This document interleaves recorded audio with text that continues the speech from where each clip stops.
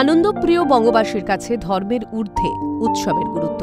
তাই ডিসেম্বরের শেষে শীতের আমেজে ফের ফেস্টিভ মোডে শহর এবং শহরতলিবাসী। রাত পোহালেই ক্রিসমাস ডে অর্থাৎ বড়দিন। তার আগে সেজে উঠেছে হুগলির ব্যান্ডেল ব্যাসিলিকা ব্যান্ডেল চার্চ। অতি প্রাচীন এই চার্চ দেখতে রবিবার থেকেই ভিড় জমিয়েছেন দূর দূরান্ত থেকে যাওয়া পর্যটকরা।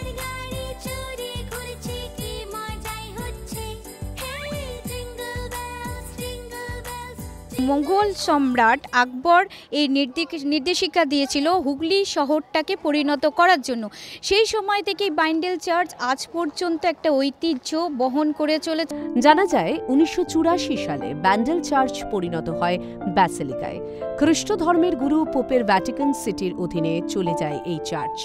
সেই থেকেই খ্রিস্ট ধর্মাবলম্বী মানুষদের কাছে এই চার্চের গুরুত্ব আরও বেড়ে যায়।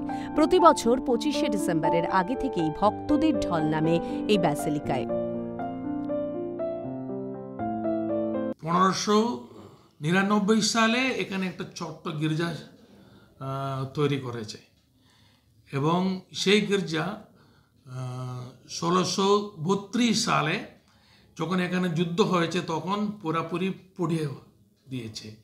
জানা যায় ২৫শে ডিসেম্বর যীশু খ্রিস্টের জন্মতিথি উপলক্ষে বড়দিন পালিত হলেও আসল উৎসব হয় ২৪শে ডিসেম্বর মধ্যরাতে। বিগত বেশ কিছু বছর ধরে ভক্ত সমাগম বেশি হওয়ায় চার্চ বন্ধ রাখা হয় ২৫শে ডিসেম্বর। বড়দিন আসল অনুষ্ঠান হবে ২৪ তারিখ মধ্যরাত্রে। আমরা যিশু জন্ম গির্জায় উপাসনার মাধ্যমে আমরা পরিচালনা করব। ২৫ তারিখ এবং জানুয়ারি ১ তারিখ শুধু আমাদের যারা এখানে আসে তাদের সিকিউরিটির জন্য আমরা বন্ধ করে রাখি।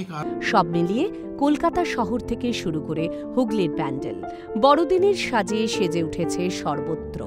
ঘুরতে বেরিয়ে পড়েছেন অনেকেই। ভিড় জমছে চার্চে। সান্তা বুড়ো কি উপহার দিয়ে যায় সেই অপেক্ষাতে রয়েছে এখন কচিকাচারা। হুগলি থেকে কাকলি নস্করের রিপোর্ট, ক্যালকাটা নিউজ।